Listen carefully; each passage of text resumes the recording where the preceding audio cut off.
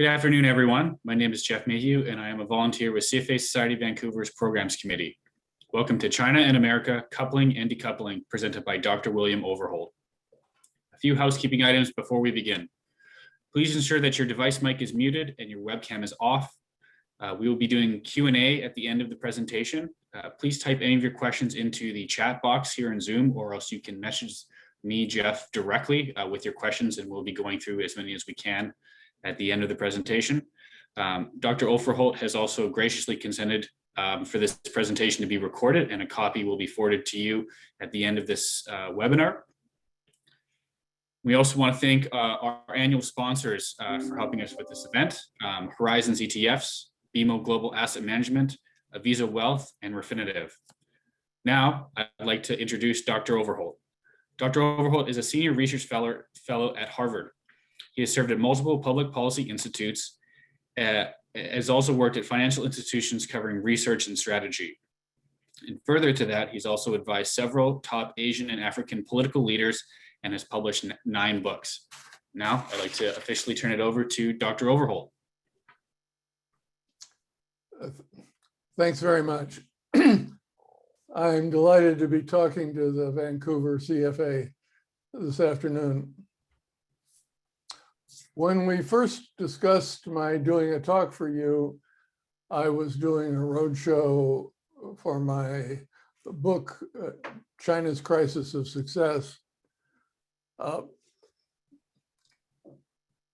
You can see the kind of talk I was giving then.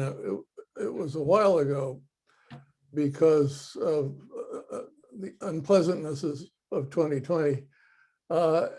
If you go to YouTube and look at one of my speeches called "Will Xi Jinping Succeed?" Today, I want to move on to a connected topic, namely decoupling. Decoupling of particularly the US and Chinese economies, but obviously this affects China just as much as this affects Canada just as much as it affects those two.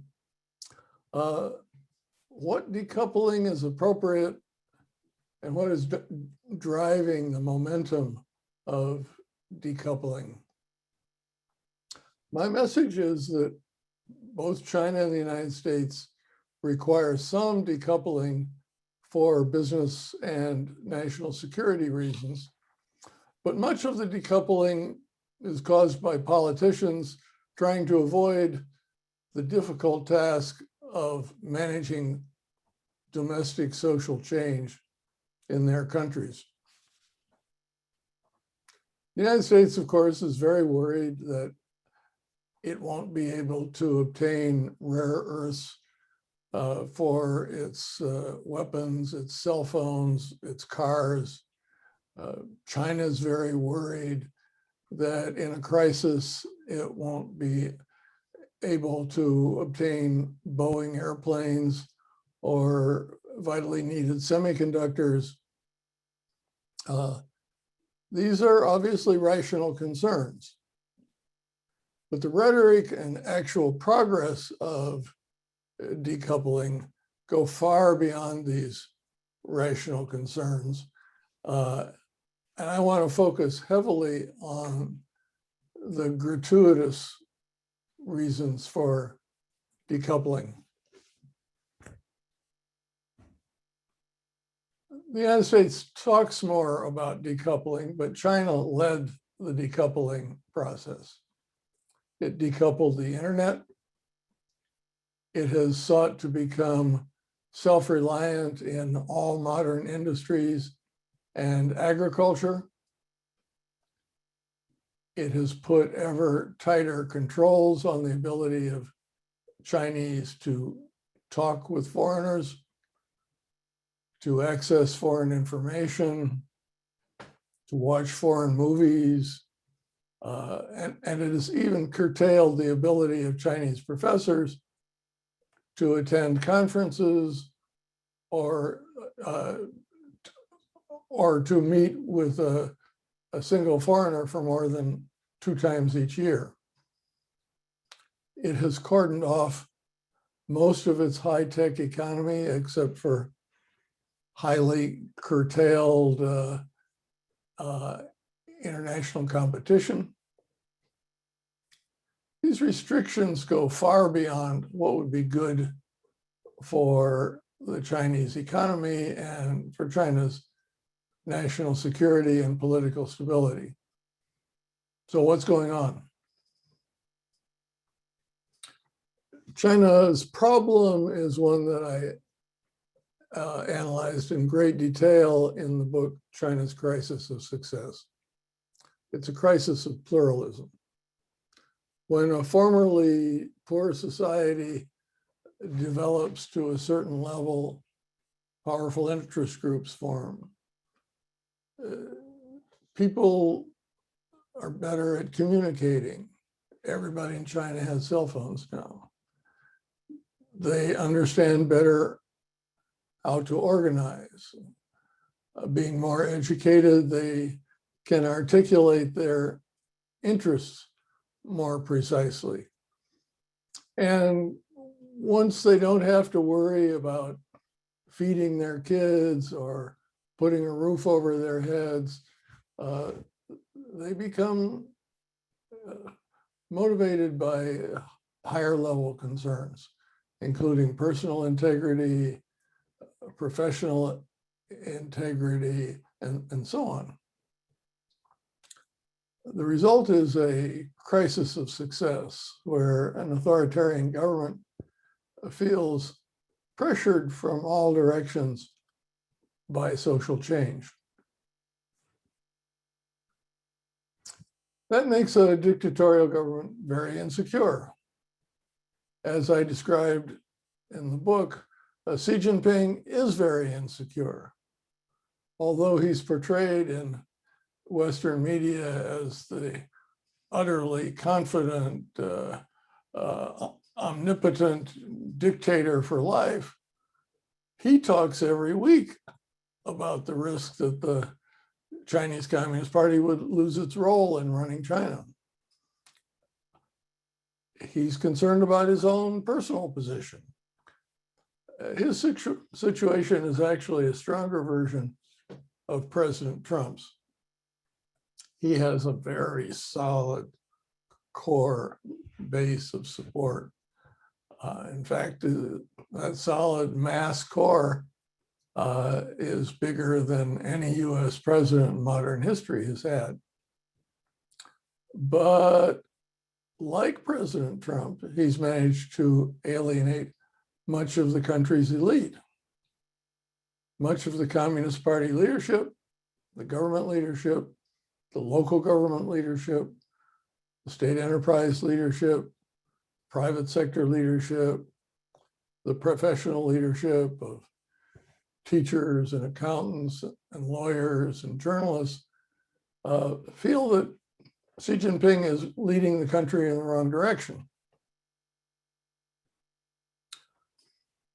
Other countries have faced this same problem. When South Korea and Taiwan reached this level of development, they started having lots of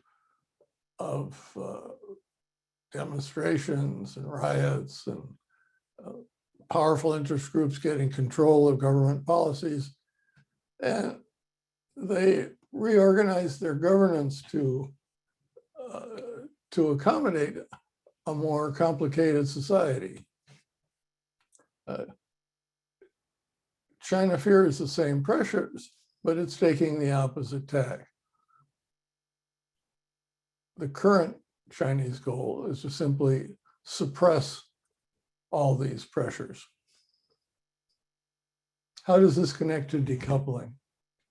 Well, Xi Jinping believes he can increase his personal and party control by organizing the country around a protected state sector.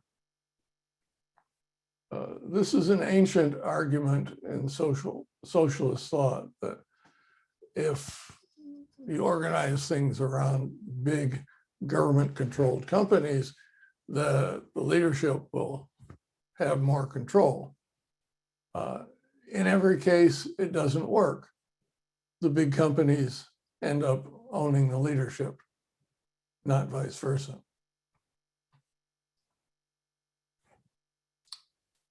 Xi Jinping also believes that by organizing everything around these protected state enterprises, and they're protected mainly from international competition, that he can maintain private sector growth and foreign direct investment. Almost all of China's economic growth and new jobs come from the private sector. This doesn't work. This creates a degree of decoupling compared with what would have happened otherwise. Over time, the Chinese economy will pay a big price for this. It doesn't show up now because they're still growing pretty fast. Over the coming decade, the three big drivers of Chinese outperformance will disappear.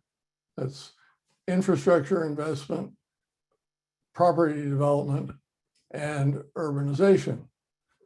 10 years from now, China will be naturally growing at about the same growth rates that Western countries grow. At that point, Xi Jinping's protectionism and his pressure on the private sector will have a grievous social and political price. Beijing blames a lot of its problems on foreigners. Hence the constraints on scholars, foreign contacts, the tight control of foreign information, the heightened harassment and expulsion of journalists, the limitation or banning of foreign business organizations or NGOs, and the increasing political pressures on foreign business. These are all forms of decoupling. The most extreme form of this control was in Hong Kong. China blamed the United States for the unrest, as if the National Endowment for Democracy, with its very limited resources, could somehow persuade more than 1 million middle-class, educated Hong Kong citizens to turn out for demonstrations time after time after time. But it was useful at home politically to Xi Jinping to pretend that it was all a foreigner-caused problem. All these political pressures lead to various kinds of decoupling. So in multiple ways, Beijing's domestic political problem in managing a standard developmental issue leads to gratuitously expanded decoupling policies.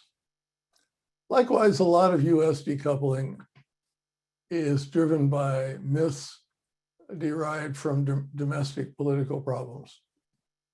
I'll start with a trade myth.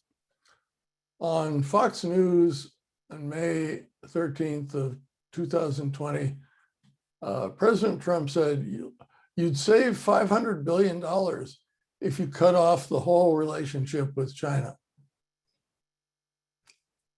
It's embarrassing even to have to mention such nonsense, but since he was the president of the United States, I have to address it.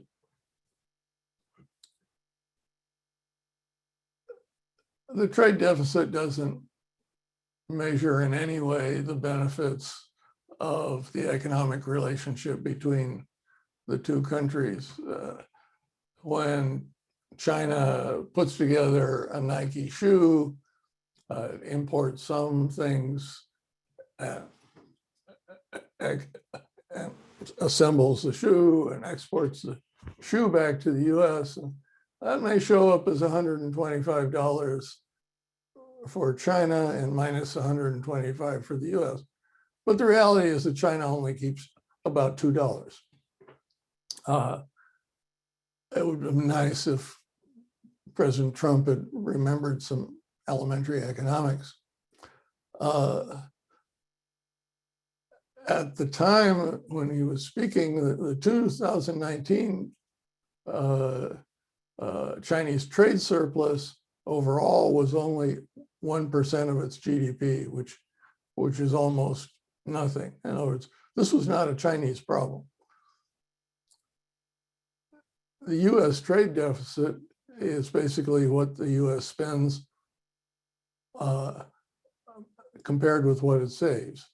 And that difference keeps expanding, both by President Trump's tax cuts and by President Biden's expenditures.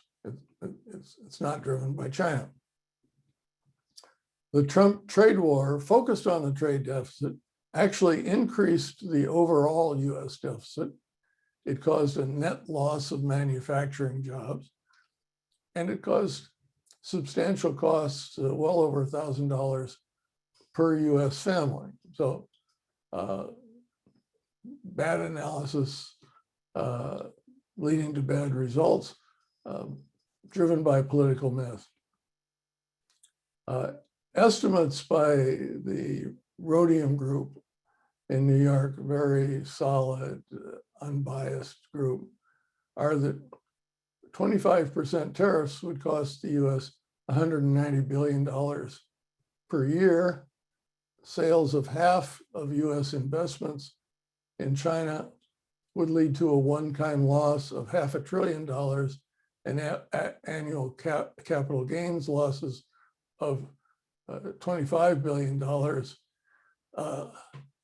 Semiconductor industry would lose about between $54 billion and $124 billion of annual output, costing more than 100,000 jobs, and so on. This would be devastating for the US, the opposite of what President Trump said.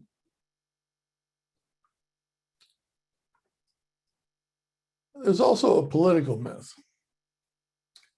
And this is a myth promoted by President Biden's top two advisors on Asia, Campbell in the National Security Council and Ratner at the Pentagon. This is that US engagement with China was always about making China a democracy, or at least a politically liberal society. And therefore, our engagement with China is a complete failure. This is the most fatuous historical revisionism that anybody has created since President Trump's advisors. There is no major turning point in the US-China relationship that was driven by the argument that this would make China a politically more liberal society. It was always security issues, economic opportunities, and often moral opprobrium over things like Tiananmen Square and Xinjiang. You can find individual sentences by American presidents taken out of context about how China's going to be liberalized, but that was never the core argument. The key economic myth is that by decoupling, we're going to bring back manufacturing jobs. This is absolutely key to the thinking of leading Democrats, and particularly of President Biden. But the jobs aren't coming back, and manufacturing never left. I don't like PowerPoints, but I'm going to show you a chart. This is manufacturing jobs in the US from 1947 to the present. You can see that the decline is steady since 1947. you can't even see where China started to grow rapidly, which was in here. The decline of manufacturing jobs has been driven largely by efficiency, by new technology, by improved means of organization. The result is manufacturing jobs are going the way agricultural jobs went. At one time, the United States had 98% of its workforce in agriculture. Now it's about 2%. That's not because Peru stole all our ag jobs. It's because we invented big combines and things that can do the work of many people. Well, now robots can do the work of many people in making cars. And the result is that the US manufactures a lot more today than it ever did. This myth that US manufacturing is in decline is complete nonsense. I'll show you one more graph if I can get it to show up. That's the rise of US manufacturing output. And you see it's continuous since 1947. It continues today. Now, what went away is that we don't make cheap socks anymore. Those went to Japan, and then they went to Taiwan and South Korea, and then they went to Thailand, and then they went to China. But Boeing aircraft and Caterpillar tractors and semiconductors are here. So we have this incredible myth promoted by politicians that the loss of manufacturing jobs is mainly caused by China, and that US manufacturing has gone into decline. Now, why is this? And this is where the parallel with China comes in. The only way you could solve the problem of lost agricultural jobs was to move people into manufacturing. The only way you could solve the problem of lost manufacturing jobs is to move people into services. Now, China lost a large multiple more manufacturing jobs than the US did. While the US was feeling crippled over the loss of 3 million manufacturing jobs, China lost 45 million. But they systematically moved their people into the services sector. Now, when Democrats in the United States see that, they say, oh my God, my political base is in the manufacturing unions. Can't afford to lose the support of the AFL-CIO. If I talk about moving people into manufacturing jobs, into services jobs, I'm going to lose my elections. So instead, I'm going to talk about getting manufacturing jobs back, and I'm going to belittle service jobs as flipping hamburgers for McDonald's. Almost all of them talk this way. And I'm going to blame the problem on China. How about the Republicans? Well, the Republicans never like to give the government authority or money to solve big social problems. That's always been the case. And if you're going to help people move from manufacturing into services, that's actually a big task. It's not just retraining people a little bit. And by the way, almost all the retraining programs are for manufacturing jobs because that serves the political interest. The research shows that people who've lost their factory usually sit around helpless. You not only have to give them more training, you have to show them where the jobs are and help them move. And that's the last thing the Republicans ever want to do. So much more convenient to blame China and call for decoupling. Well, so both China and the US are being jerked around by domestic politicians who don't want to address the real problems. That doesn't mean there aren't real issues. And I want to come back to those.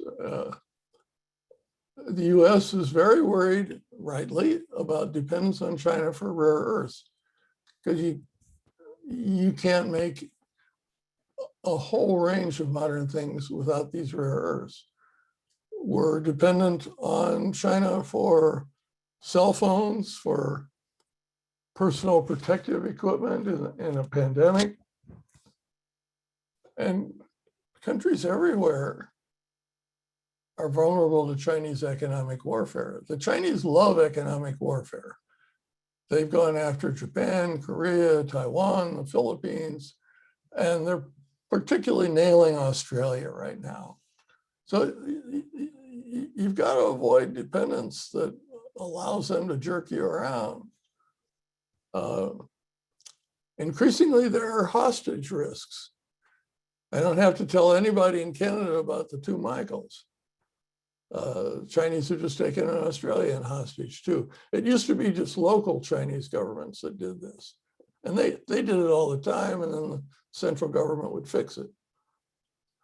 Now this is an increasingly frequent recourse of the central government. More broadly, there are threats to our core freedoms that are jeopardized by dependence on China. Remember when Hong Kong was being repressed, and there's one manager in the United States in the National Basketball Association who spoke out in favor of Hong Kong's freedoms. And the Chinese government shut down the NBA in China. And it's done this kind of thing to many of the biggest businesses like HSBC Bank, a whole range. They are basically saying anybody in the world who says anything that China doesn't like, we're going to try to find a way to repress it. We need to decouple from anything that gives them a strong opportunity to do that. We need to protect ourselves. But these real needs need to be balanced against the benefits. US-Chinese collaboration, and more broadly, the collaboration between China and the Western world, has produced many decades of great power peace. It's produced the greatest reduction of poverty in all of world history. The benefits throughout Africa, Papua New Guinea, Latin America are beyond belief. For the first time in the 315,000 years of human history that we know about, the world has more food than it needs, more clothes than it needs, more toys than it needs. We've gone from an era of scarcity to an era of surplus. Narrowing it down a bit, there was a time when the US baby boomer, people like me, were the center of gravity of global consumption. This center of gravity is getting gray and long in the tooth. The center of gravity is now China. If you want to be a global car company, you better be big in the Chinese market. If you want to be a cell phone company, if you want to be a Hollywood movie company, in almost any sector these days, if you're out of China, you're going to fail in the rest of the world. You're going to be beaten by the Chinese themselves, and you're going to be beaten by European and Japanese and other companies that do take advantage of the China connection. This is life and death. Contrary to President Trump, if we cut ourselves off from China, that is the end of the United States as a leading global economy. Chinese students are a huge asset, maybe even more in Canada than in the United States. The billions that they bring support so many universities and so many advanced research programs that keep our countries at the forefront of technology. It used to be that most of the top 20% of Chinese students in the US would remain in the US, and they make a huge contribution. Chinese scholars in areas like artificial intelligence, across a whole range of high technology industries, Chinese scholars are essential. And Americans, especially Washington, DC based Americans, tend to have this image of a flow of ideas and knowledge going mainly from the US to China. Well, there are pretty solid arguments these days that maybe that flow has even reversed on a net basis. We can't do without these people. And scaring them, and believe me, they're scared. Even the guy who solved the HIV/AIDS problem has spoken out about being scared. Recently, one of the world's top artificial intelligence experts, who was a professor at Stanford, got scared and he went back to China, works at Peking University now. This reminded me of the 1950s when we had the McCarthy era and we chased out a Chinese physicist. The whole Chinese nuclear program is based on the work of that Chinese physicist who was happily helping the United States, and we scared him away. Silicon Valley is kind of the pinnacle of US success these days. A little over 20% of the big successful companies were founded or are run by Chinese or Chinese Americans. Tourism. Chinese tourists are the most numerous in the world, and their expenditure per day is the highest in the world. Financial markets. A lot of American politicians are trying to drive the Chinese companies out of our financial markets. Well, for all its political problems, Hong Kong is a much bigger financial market than New York today. And more money is raised in Hong Kong than in New York. And as we drive the Chinese back, that just makes the Chinese companies back. They like listing in a capitalist place.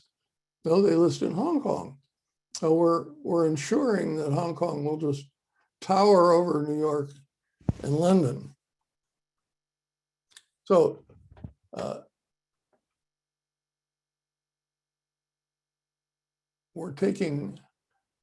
we have real problems that require some decoupling. But we're taking great risks in the way it's accelerating.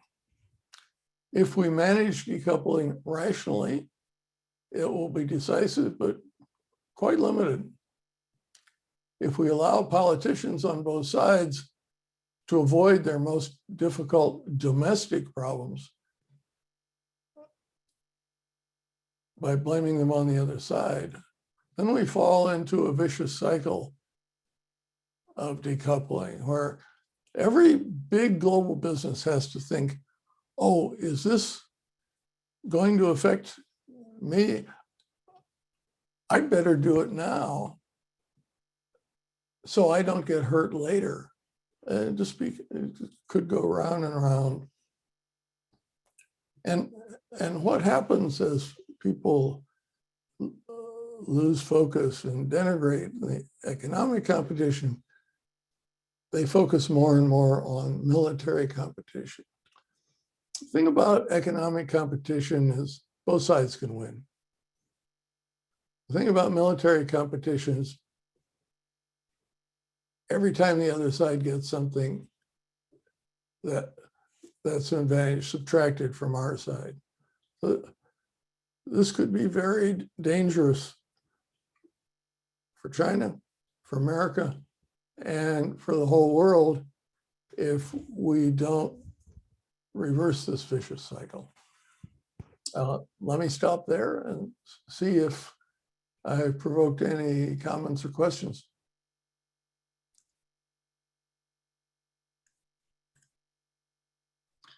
Thank you, Dr. Overholt. Yeah, we did have one question come in already. The question started out is identifying that the US started a course of coupling about 5 decades ago with China and seeing the mutual benefits of that path. 5 decades later, the US appears to be starting down a path of decoupling, which we've discussed. What do you see as the fundamental changes during those past 5 decades that are causing the US to change course now?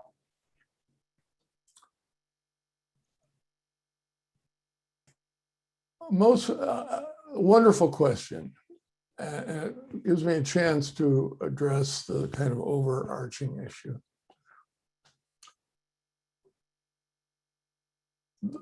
There are two changes that are most fundamental. And one is that a country like China goes from a period of underdevelopment where it doesn't have a huge effect on the world economy. And during that period, not just Americans, but the whole world say, okay, if they protect their industries, that's good. We want to see them grow. If they subsidize their industries, okay, well, we'd like to see them have good companies too. We went through this with Japan. Japan's ended World War II as a pretty hapless, poor place. And so we complained, but we looked the other way as they subsidized their big companies and protected against our companies and undervalued their currency to get a special advantage. But by the mid to late 1980s, Japan was a big power again. And it was distorting the whole world economy. And they had to grow up. And we had a big fuss with them. We put 10% tariffs on every Japanese export. We demanded agreed limits on how many cars and how much steel and so on they would export. Japan agreed to grow up, mostly. China has now reached that point.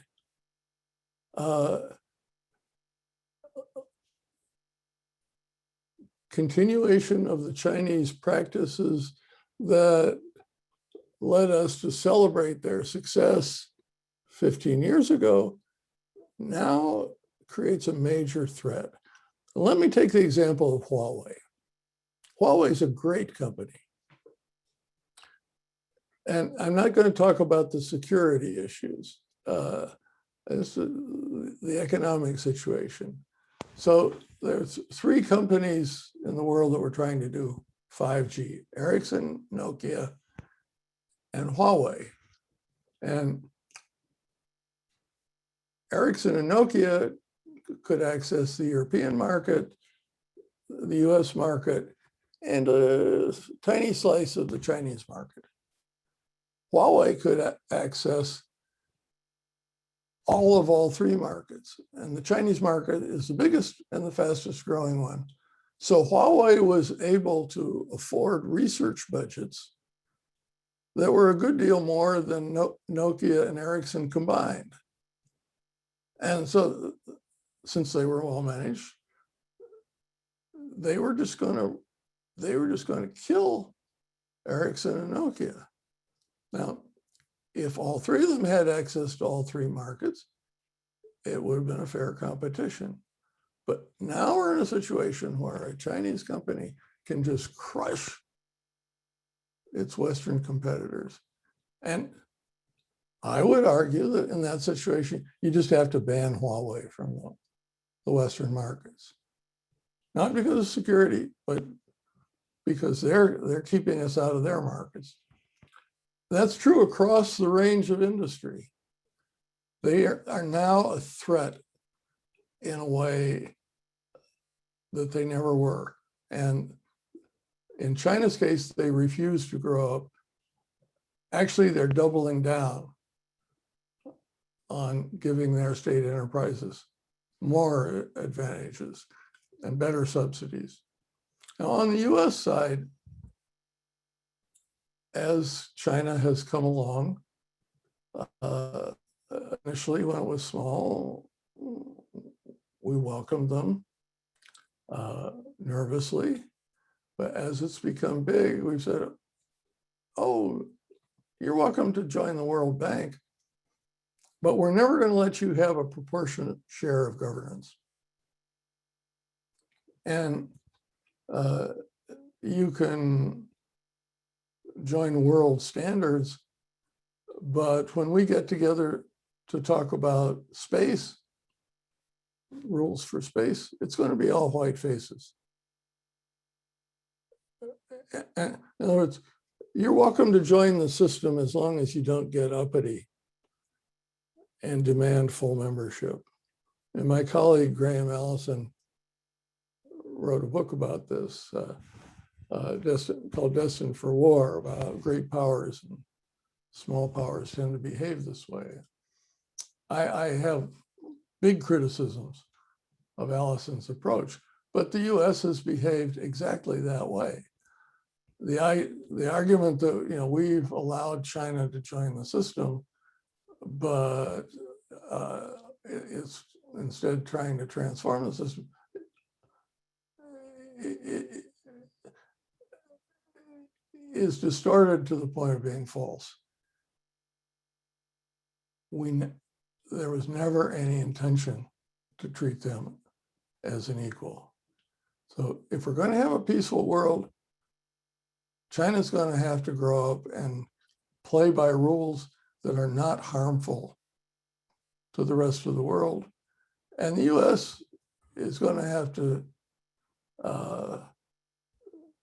treat China as a geopolitical and geoeconomic equal.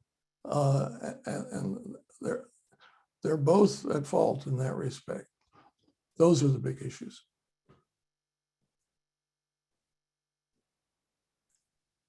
Thank you for that answer. Next question. Trade deficits result from a symbiotic relationship between the US as a consumer of last resort as they consume the world's goods in exchange for US financial assets. Some academics have made the argument that China's trade surplus is the result of Chinese repression of domestic consumption. Do you agree with this assessment? How do you think the Chinese government thinks about this? And do you think an increase in Chinese domestic consumption could alter the decoupling dynamic?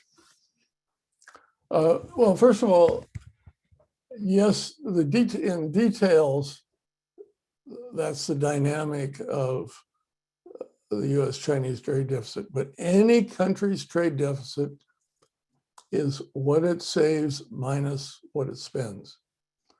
The US trade deficit is a result of the fact that it spends wildly more than it saves. This is not theory. This is arithmetic. If you write the GDP equation and solve for the trade deficit, that's what comes out. And I mentioned that in 2019, the overall Chinese trade surplus was only 1% of GDP. That's the closest to perfect balance that you'll ever get for any country. And that's when Trump was railing about the trade deficit, trying to blame China for it. Now, Chinese consumption. Yes, for a long time, Chinese consumption was a smaller share of the total economy than is typical in the developing world. Chinese consumption over the last 20 years has risen faster than consumption for any other country in the world. For any other country, sorry, except for there's one Middle Eastern country where, because of oil, the money available went up so fast. The takeoff of Chinese consumption has been extraordinary. They have been desperately trying to increase consumption because their economy will be better off with more consumption. And so you can't ask them to do any more than they've been doing. Nobody could make Chinese consumption rise faster than it has. And the predominant source of growth in the Chinese economy is consumption, domestic consumption. They have had essentially no growth from net exports for a very long time now. You still get politicians talking about how China's an export-led economy. Well, if it ever was, it hasn't been for many, many years. They're getting no growth from net exports. So, averaging over several years at a time. The other thing is that Western statistics, Chinese statistics about consumption are very misleading. What does every Chinese family want? They want a house, a home, and they want a car. We're now at a point where after Singapore, Chinese home ownership is the highest in the world. It's slightly over 90%. For comparison, about 64% of US citizens own homes.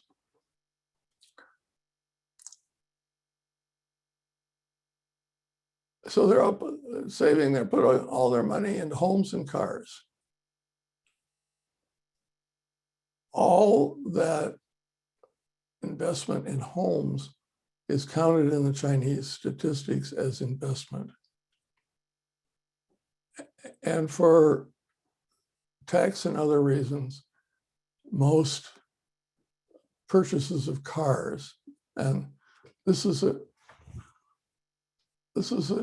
incredible car market.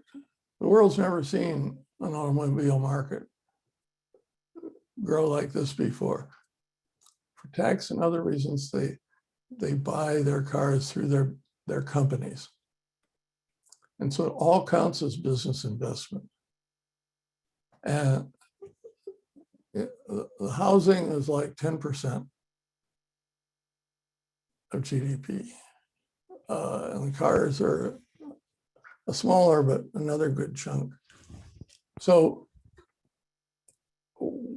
when you read these things about how the Chinese are suppressing consumption.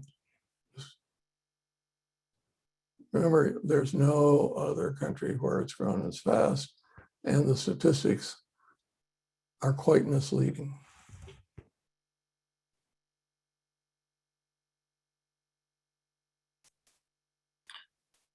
On to the next one.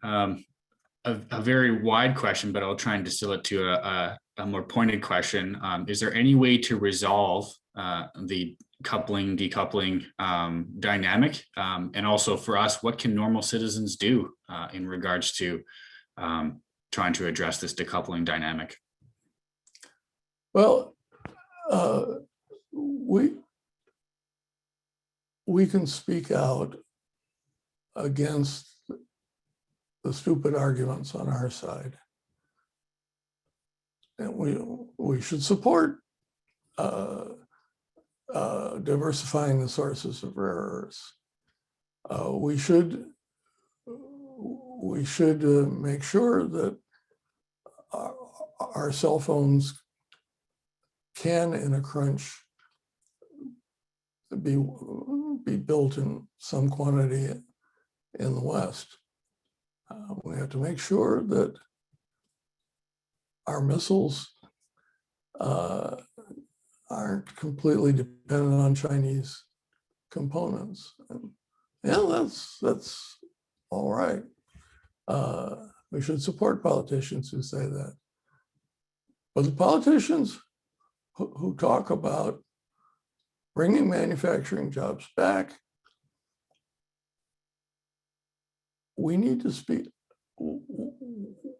We need to try to vote them out, and we need to speak out. And when our newspapers and our magazines repeat that nonsense, and so many of them do, the most intellectual publication I subscribe to is the New York Review of Books. These people come across as really serious scholars. But the mythology of the manufacturing job loss being caused by China pervades their pages. It drives me nuts. As a scholar, I feel compelled to speak out about that. So as individuals, it's like anything else. When you're one of millions of voters, you can donate a few bucks. When some steel company that wants protection from China is donating millions. And even I get tired of trying to stick these graphs into articles for publication. But we can talk about this. We can each do our little thing. This is not just about marginal economic issues. This is about prosperity and peace. This is big stuff. So however helpless we feel, it's worth putting out a little bit on this one. All right, I think we have time for one, maybe two more questions. So the next one, are we not witnessing China-Europe decoupling too? It seems the whole Western world is decoupling from China. Is it not peculiar timing that two continents are decoupling from China around the same time? What are your thoughts on those questions? Well, if you look at the global trend, the US has opted out of new trade and investment agreements. And most of the rest of the world is going forward. So you have the CPTPP in Asia, which was the old Trans-Pacific Partnership that the US invented and then tried to sabotage. The CREP, the the Comprehensive Regional Economic Partnership, which was an association of Southeast Asian nations concept that China picked up and supported. That's going forward. And a few weeks ago, the big Europe-China story was the CAI, the new investment treaty that they were going to solve. So essentially, it was the whole world moving in one, except India. The Indians are always the exception, moving in one direction, except the United States. Now the Chinese shot themselves in the foot with Europe. Their wolf warrior diplomacy and their outrageous sanctions on European organizations and individuals have put the CAI into the deep freeze for the time being.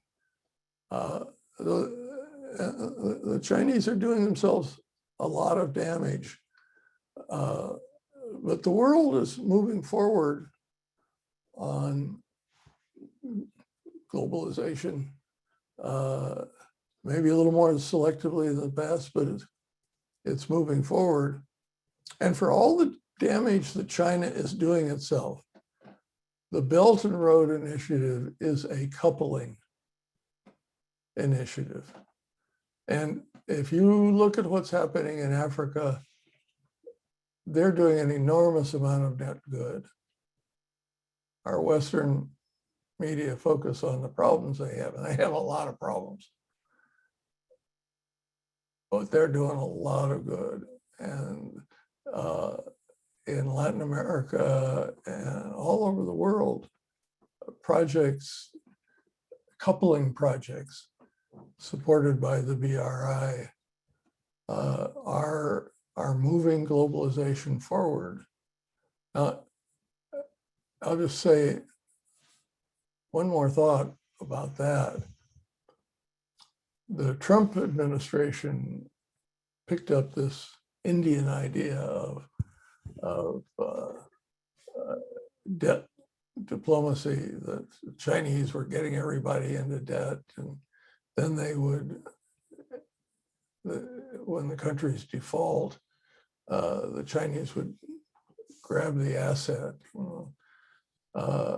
The current US Secretary of State picked that up. You better watch out. Borrowing money from China, they'll end up owning it. Well, the key example was this port in Sri Lanka called Hambantota.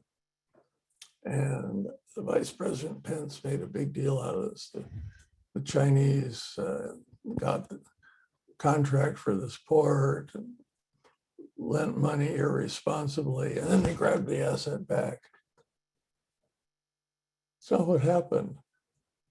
One political party in Sri Lanka had been wanting this port for a long time. They got into power. They did a contract for the port. And then the other part, that was a Chinese company.